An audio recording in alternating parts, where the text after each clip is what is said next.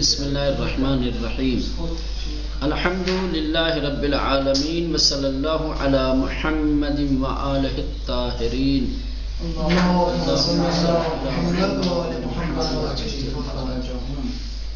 حضرت نوح علیہ السلام کی کشتی کے سلسلے میں اور اس کی خصوصیات کے بارے میں گفتگو ہو رہی تھی. حکم پروردگار سے حضرت نوح علیہ السلام نے جو کشتی بنائی، اس کشتی کی خصوصیت کیا تھی، کس طریقے سے بنائی گئی، کس طریقے سے طوفان میں چلی. ٹھیک، یہ تمام باتیں آج جو ہے تاثیر بسم اللہ در سیر و سکون کشتی نوح علیہ السلام، حضرت نوح علیہ السلام کی کشتی کے چلنے اور ٹھہرنے میں بسم اللہ کا کیا اثر تھا. ایک خاص خصوصیت حضرت نوح علیہ السلام کی کشتی کی یہ تھی کہ حکم پروردگار سے، نام پروردگار سے وہ کشتی چل رہی تھی، ٹھہر رہی تھی. بسم اللہ کے زیر اثر تھی یہ کشتی. ٹھیک، از جملے ویچگی ہے کشتی نوح این بود کی حرکت و توقف آن با نام شریف بسم اللہ بود. حضرت نوح علیہ السلام کی کشتی کی خصوصیات اور اس کی خوبیوں میں سے ایک خوبی اور ایک خصوصیت یہ تھی کہ اس کشتی کا چلنا اور ٹھہرنا کیا ہے، اللہ کے شریف نام سے، یعنی بسم اللہ سے تھا. جیسا کہ قرآن کہتا ہے قال ارکبوا فیہا بسم اللہ مجراہا و مرساہا ان ربی لغفور رحیم. ٹھیک، ایک مرتبہ جب کشتی چل رہی تھی تب، اور ایک مرتبہ جب کشتی بنا رہے تھے تب بھی کہا تھا کہ اللہ کے نام سے کشتی بن بھی رہی تھی اور اللہ کے نام سے کشتی چل بھی رہی تھی. تو ایک یہ خاص توجہ اور خاص عنایت خدا کی تھی حضرت نوح علیہ السلام کے اس عمل کی جانب، یعنی کشتی بنانے اور کشتی چلانے کے سلسلے میں. آپ جانتے ہیں کہ بسم اللہ الرحمن الرحیم کا کیا اثر ہے، کیا تاثیر ہے اس کی.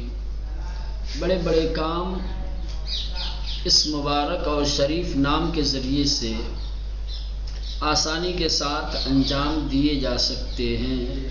اسی لیے روایتوں میں بھی آیا ہے کہ کسی بھی بڑے کام کا آغاز اللہ کے نام سے کرو. اگر کوئی شخص کسی اہم اور بڑے کام کو اللہ کے نام سے شروع نہیں کرتا، یعنی بسم اللہ سے نہیں کرتا، تو اس کا کام ادھورا رہ جاتا ہے. سمجھ رہے ہیں، حکم دیا گیا ہے فہو ابتر کی لفظ آئی ہے، ادھورا اور ناقص رہ جاتا ہے. اب یہاں جو بسم اللہ الرحمن الرحیم کی بات ہو رہی ہے، ایک اہم نقطے کی طرف اشارہ کر رہے ہیں. کہنے کہ بسم اللہ الرحمن الرحیم وہی اثر کرتا ہے اور بسم اللہ کے ذریعے سے وہی کام کیا جا سکتا ہے جو کام مشیت کن کے ذریعے سے کرتی ہے. بڑی بات ہے. جس طریقے سے اذا اراد اللہ شیئا ان یقول له کن فیکون، اللہ جب کسی چیز کا ارادہ کرتا ہے تو صرف کن کہتا ہے اور وہ چیز ہو جاتی ہے. تو جو اثر مشیت کے لفظ کن میں ہے وہی اثر بسم اللہ میں ہے. فرق کیا ہے؟ فرق یہ ہے کہ صرف بسم اللہ کا زبان پہ لانا کافی نہیں ہے کہ ہر کس و ناکس اپنی زبان پر اللہ کا مبارک نام لائے، بسم اللہ الرحمن الرحیم کہے اور اس کا وہ کام ہو جائے گا. نہ، بسم اللہ کا مکمل اثر دیکھنے کے لیے اور لفظ کن والا کام بسم اللہ سے لینے کے لیے ضروری ہے کہ انسان کامل کی زبان سے یہ کلمہ جاری ہو، یہ ذکر جاری ہو. اگر انسان کامل اپنی مبارک زبان سے، اپنی پاکیزہ زبان سے بسم اللہ کہتا ہے اور اس کے ذریعے سے کوئی بڑا کام کرنا چاہتا ہے تو اسی طریقے سے وہ کام ہوتا ہے جیسے کن کے ذریعے سے مشیت کرتی ہے، خدا کرتا ہے جیسے.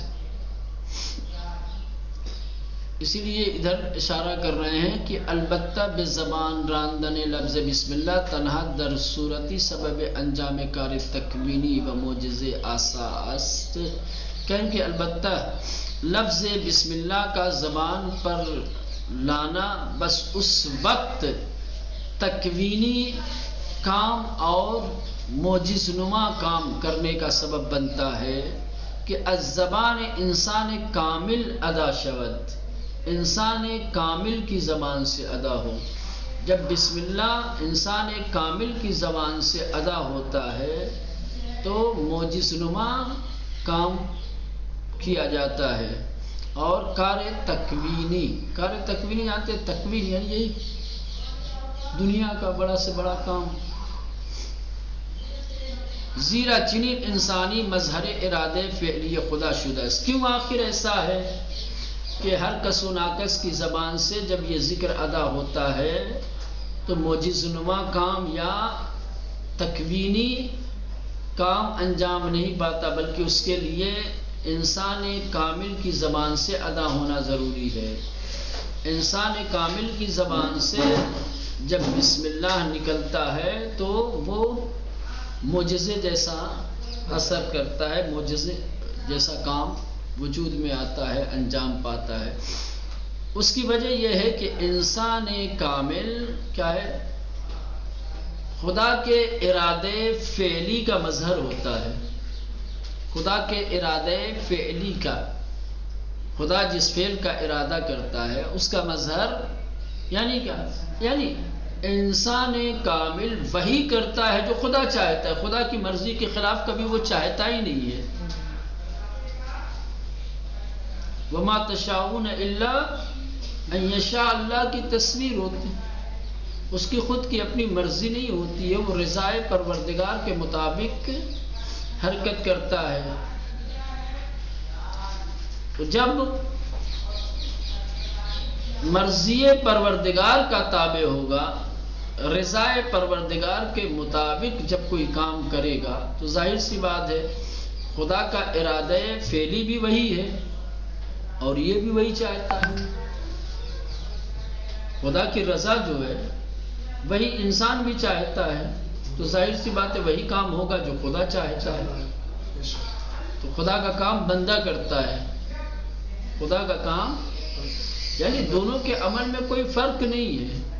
وہ بندہ اگر کوئی کام کرتا بھی ہے تو مشیت اس سے اپنا کام کرواتی ہے، مشیت اپنا کام کرواتی ہے. اس کے ارادے فعلی کا مظہر یہ ہے، اس کے ہاتھوں سے خدا کا کام.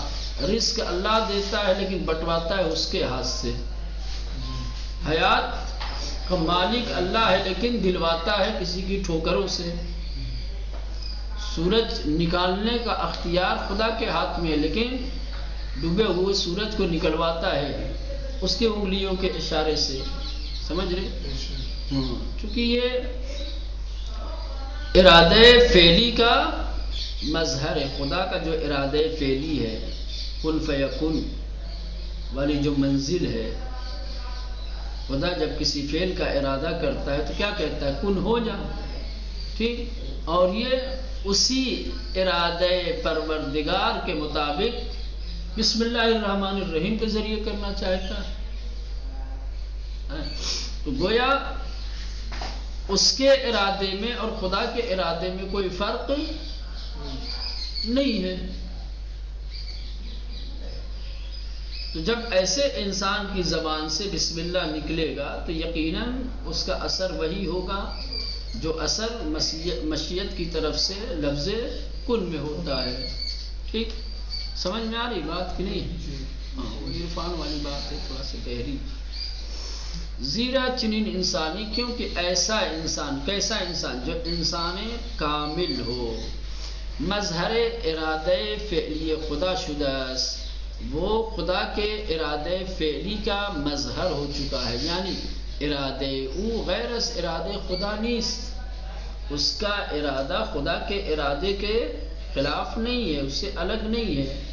جو ارادہ خدا کا ہے وہی ارادہ انسان کامل کا ہے، لہذا با ارادے خود مقصود خویش را محقق میساد ہے۔ انسان کامل اپنے ارادے سے اپنے مقصد کو، اپنے ہدف کو، اپنے ارادے کو محقق کر لیتا ہے، یعنی وجود میں لاتا ہے، اسے حقیقت کا جامہ پہنا دیتا ہے۔ یہ بات تمام ہو گئی۔ اب یہاں سے چند نکتے ہیں جو آپ حضرات کی خدمت میں عرض کرنا چاہتے ہیں۔ پہلا نقطہ یہ ہے کہ بسم اللہ الرحمن الرحیم یہ منشأ خیرات اور منشأ برکات ہے، سمجھ رہے ہیں؟ یہ ذکر سبب خیر ہے، سبب برکت ہے۔ قرآن مجید نے اس ذکر کو خیر و برکت کا سبب قرار دیا ہے۔ یہ ذکر وہی کام کرتا ہے جو لفظ کن کرتا ہے، لیکن لفظ کن مخصوص ہے خدا کے لیے، بسم اللہ یہ عمومیت رکھتا ہے، لیکن جب خاص انسان کی زبان سے، خاص انسان کون؟ انسان کامل کی زبان سے نکلے گا تو وہی اثر رکھے گا جو کن رکھتا ہے۔ قرآن کریم ذکر نام خدا را منشأ برکات میدانت۔ قرآن مجید خدا کے نام کے ذکر کو برکتوں کا سرچشمہ سمجھتا ہے، برکتوں کا مرکز سمجھتا ہے۔ برکتیں یہیں سے نکلتی ہے، برکتوں کا وجود یہیں سے ہے، یہیں سے برکتیں انسان تک پہنچتی ہیں۔ انسان کامل با بسم اللہ کاری میں کند کی خداوند باکن انجام میں دہد۔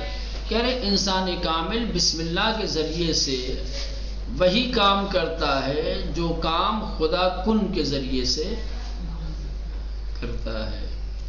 نمبر 2 الذیل آئے گی سخن از مغفرت و رحمت اسمی تمام دریافت کے مومنان کاملاً بی عیب و نقص نبودن و خدا آنان را آمرزید، البتہ مغفرت و رحمت اختصاصی بے بخشش گناہ ندارت۔ ایک دوسرا اہم نقطہ یہ ہے کہ اللہ نے صاحبان ایمان کے لیے مغفرت اور رحمت کی لفظ استعمال کی ہے، یعنی جو حضرت نوح علیہ السلام پر ایمان لانے والے تھے، جو لوگ ایمان لائے تھے، جو لوگ کشتی پہ سوار ہوئے تھے، جنہیں نجات ملی، ان کے لیے قرآن مجید نے رحمت اور مغفرت کی لفظ استعمال کی ہے۔ ان دو کلمات کے استعمال سے یہ پتہ چلتا ہے کہ جو صاحبان ایمان تھے وہ بھی ایمان کامل نہیں رکھتے تھے، ان کے اندر بھی نقص اور عیب تھا، اسی لیے اللہ نے ان کی مغفرت کی اور ان پر رحمت نازل کی۔ ٹھیک، ان دو کلمات سے جس کو قرآن نے صاحبان ایمان کے لیے استعمال کیا ہے، اس سے یہ نتیجہ نکلتا ہے، اس سے یہ پتہ چلتا ہے کہ حضرت نوح علیہ السلام پر ایمان لانے والے کامل الایمان نہیں تھے، بلکہ ان کے ایمان میں کمی تھی، اسی لیے اللہ نے ان کی خطاؤں کو، گناہوں کو، ان کی کوتاہیوں کو معاف کیا۔ ایک دوسری بات یہ ہے کہ یہ دونوں لفظ مغفرت اور رحمت ہمیشہ بخشش گناہ پر دلالت نہیں کرتے، کہ جہاں کہیں بھی یہ لفظ ہو استعمال کیا جائے تو اس کا مطلب یہ ہے کہ جن کے لیے استعمال کیا گیا ہے وہ کیا ہے، بخشش کے قابل تھے، انہوں نے کوئی خطا کی تھی، انہوں نے کوئی گناہ کیا تھا، کوئی سستی، کوئی نافرمانی کی تھی، نہ۔ مغفرت اور رحمت بخشش گناہ کی دلیل نہیں ہے، بخشش گناہ پر خالی دلالت نہیں کرتا ہے، بلکہ انسان کی زندگی سے مشکلات کو ختم کر دینا، انسان کی کسی اہم ضرورت کا پورا ہو جانا، یہ بھی مغفرت اور رحمت میں شامل ہے۔ ہو سکتا ہے کہ ایک انسان نے کوئی خطا نہ کی ہو، کوئی گناہ نہ کیا ہو، کوئی نافرمانی نہ کی ہو، اور مغفرت الہی اور رحمت الہی شامل حال ہو جائے. وہاں کہیں گے آپ کہ یہاں پر گناہ کی بخشش کے معنی میں ہے. گناہ تھا ہی نہیں. جہاں گناہ ہوگا وہاں بخشش گناہ کا معنی دے گا، لیکن جہاں گناہ ہے ہی نہیں وہاں کس معنی میں لیں گے؟ وہاں اس کا مطلب یہ ہے کہ کوئی مشکل حل ہوئی ہے اس کی، اللہ نے کوئی ضرورت پوری کی ہے، اس کی کوئی کمی پوری کی ہے، اس پر دلالت کرے گا. ٹھیک ہے؟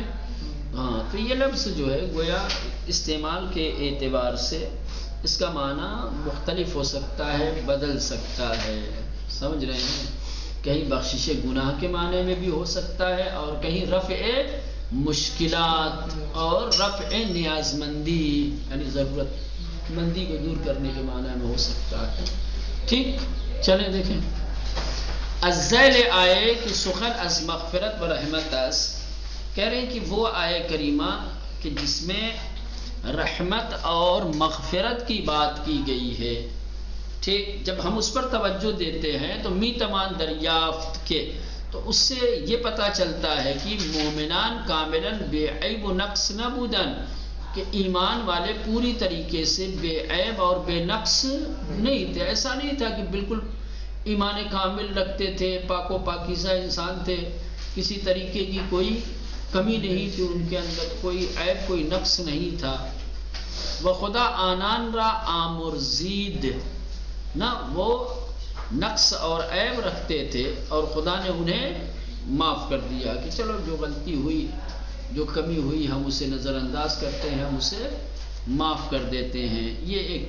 البتہ مغفرت و رحمت اختصاصی بے بخشش گناہ نہ دارد، کہنے کہ مغفرت اور رحمت بخشش گناہ سے مخصوص نہیں ہے کہ جہاں کسی کی خطا معاف کی جائے وہیں مغفرت اور رحمت ہو اور ان دو کلمات کا استعمال ہونا، بلکہ حل مشکلات دنیا و رفع نیاز مندی ہائے آن نیز نوبہ خود مغفرت و رحمت است. کہہ رہے ہیں کہ بلکہ مشکلات کا حل کر دینا، دنیا کی کسی مشکلات کا حل کر دینا، کسی پریشانی کا دور کر دینا، ورفع نیاز مندی ہے آن، اور اس کی کسی ضرورت کو پورا کر دینا، یہ بھی ایک قسم کی مغفرت اور رحمت ہے.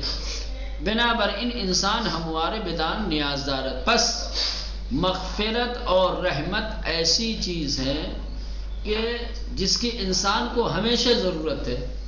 انسان کامل ہو، انسان از لحاظ ایمان بے عیب ہو، بے نقص ہو، تب بھی مغفرت کی اور رحمت کی ضرورت ہے، اور انسان گنہگار ہو تب بھی گنہگار ہوگا تو بخشش گناہ کی وجہ سے، بخشش گناہ کے لیے مغفرت اور رحمت کی ضرورت ہوگی اسے. اور اگر انسان بے عیب اور بے نقص ہوگا تو رفع مشکلات اور رفع نیاز مندی کے لیے اسے. بات سمجھ میں آئی؟ ہاں، یعنی یہ دو چیزیں مغفرت اور رحمت، یہ ایسی چیزیں ہیں جس کا ہر انسان نیاز مند ہے، ہر انسان کو ضرورت ہے اس کی. سمجھ رہے ہیں؟ چاہے مومن کامل ہو، چاہے مومن کامل نہ ہو، چاہے گنہگار ہو، عیبدار ہو، نقص والا ہو، چاہے گنہگار نہ ہو، یعنی انسان کامل ہی کیوں نہ ہو. کیوں؟ جو گنہگار ہے، خطا کار ہے، وہ بخشش خطا کے لیے، اپنے گناہوں کی معافی کے لیے ضروری ہے کہ وہ مغفرت اور رحمت. ٹھیک. اور جو گنہگار نہیں ہے اس کو کیوں ضرورت ہے؟ مشکلات تو رہتی ہے انسان کی زندگی میں، ہے نا، ضرورت مندی نیاز مندی تو رہتی ہے انسان کی، اس کے لیے. چلیں ایک آخری بات، نمبر 3، تیسری خصوصیت کشتی نوح کی کیا تھی؟ البتہ یہ تو نکات میں چل رہا ہے نا. جنود الہی معمور بے حراست از کشتی بودند. کشتی یوں ہی طوفان میں نہیں چل رہی تھی، ایسا طوفان کہ جس میں کسی چیز کو استقرار نہیں تھا، کسی چیز کو نجات نہیں تھی، ہر چیز غرق ہوتی جا رہی تھی، زیر آب جا رہی تھی، وہیں یہ کشتی کمال اطمینان کے ساتھ چل رہی تھی۔ کیوں آخر؟ کہہ رہے ہیں کہ لشکر الہی اس کشتی کی محافظ تھی، خدا نے فرشتے معین اور مقرر کر رکھے تھے اس کشتی کی حفاظت کے لیے۔ جو چیز جنود الہی کے تحفظ میں، جنود الہی کی سرپرستی میں، جنود الہی کے دیکھ ریکھ میں جو کشتی چلے گی، اس کشتی کو نقصان کیا ہوگا؟ اس کشتی پہ کیا خطرہ آنے والا ہے؟ تو یہ جنود الہی، جنود جند کی جمع ہے، لشکریان، جنود الہی، لشکر الہی۔ لشکر الہی سے مراد وہی فرشتے جن کو کشتی کی حفاظت کے لیے مامور کیا گیا تھا، حکم دیا گیا تھا کہ جاؤ کشتی کی حفاظت کرو۔ تو جنود الہی مامور میں حراست از کشتی بودن، لشکر پروردگار کشتی کی حفاظت کے لیے مامور کیے گئے تھے، مقرر اور معین کیے گئے تھے۔ وَحَمَلْنَاهُ عَلَى ذَاتِ أَلْوَاحٍ وَدُسُرٍ تَجْرِي بِأَعْيُنِنَا جَزَاءً لِمَنْ كَانَ كُفِرَ۔ اس کے بعد چوتھی بات، عبارت بِأَعْيُنِنَا، یک بار در جریان ساخت کشتی، خطاب به نوح و بار دیگر در مورد حرکت کشتی نوح درمیان طوفان بود کہ در ہر دو مورد به عنایت خاص الہی نیاز است۔ کہہ رہے ہیں کہ یہ جو عبارت ہے بے اعیننا، یہ دو مقامات پر، دو جگہوں پر یہ کلمہ استعمال ہوا ہے۔ ایک جس وقت حضرت نوح علیہ السلام کشتی بنا رہے تھے، وَاصْنَعِ الْفُلْكَ بِأَعْيُنِنَا، ہے نا، ہماری نگرانی میں کشتی بناؤ۔ جس وقت حضرت نوح علیہ السلام کشتی بنا رہے تھے، اس وقت بھی یہ کلمہ استعمال کیا گیا بِأَعْيُنِنَا۔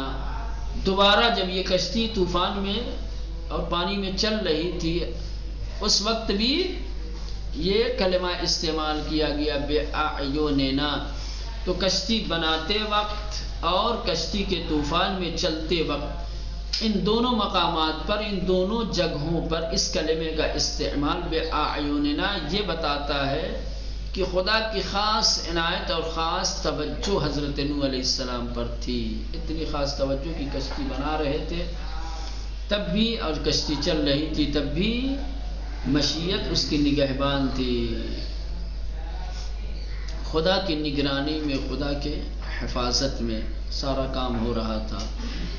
عبارت بِأَعْيُنِنَا، یک بار در جریان ساخت کشتی، ایک مرتبہ جب کشتی بنائی جا رہی تھی اس وقت خطاب بنوح، اور دوسری مرتبہ جب کشتی طوفان میں چل رہی تھی تب، ان دو مقامات پر، دو جگہوں پر بِأَعْيُنِنَا والا کلمہ استعمال ہوا ہے کہ ہر دو مورد بے عنایت خاص الہی نیاز است، کہ دونوں مقامات پر، دونوں جگہوں پر خدا کی خاص عنایت کی ضرورت میں سے ہے، یعنی ان دونوں مقامات پر، دونوں جگہوں پر خدا نے حضرت نوح علیہ السلام پر خاص توجہ رکھی ہے، خدا کی خاص عنایت حضرت نوح علیہ السلام کے اوپر تھی۔